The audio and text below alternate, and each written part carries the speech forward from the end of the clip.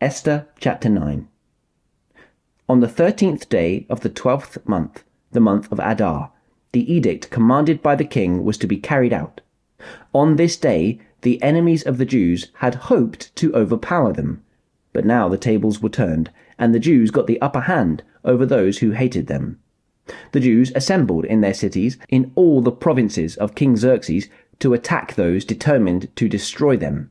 No one could stand against them, because the people of all the other nationalities were afraid of them, and all the nobles of the provinces, the satraps, the governors, and the king's administrators helped the Jews, because fear of Mordecai had seized them.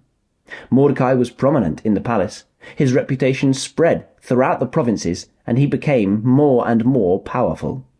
The Jews struck down all their enemies with the sword, killing and destroying them, and they did what they pleased to those who hated them. In the citadel of Susa, the Jews killed and destroyed 500 men.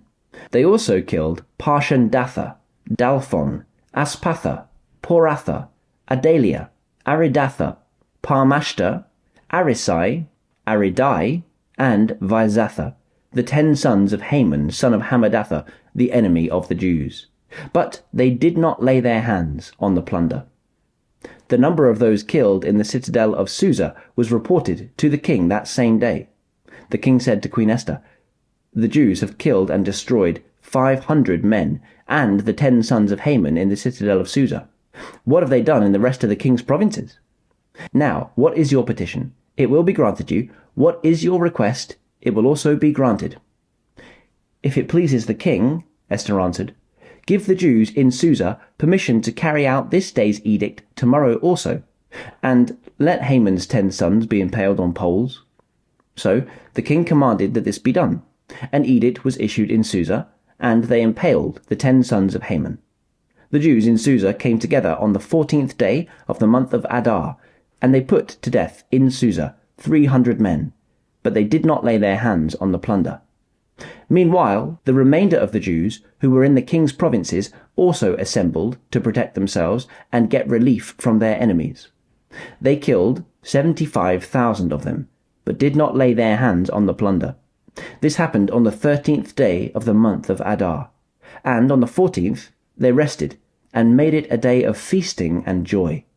The Jews in Susa, however, had assembled on the 13th and 14th, and then on the 15th they rested and made it a day of feasting and joy.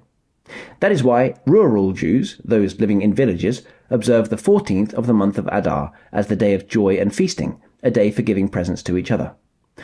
Mordecai recorded these events, and he sent letters to all the Jews throughout the provinces of King Xerxes, near and far, that they should celebrate annually the 14th and 15th days of the month of Adar as the time when the Jews got relief from their enemies, and as the month when their sorrow was turned into joy, and their mourning into a day of celebration.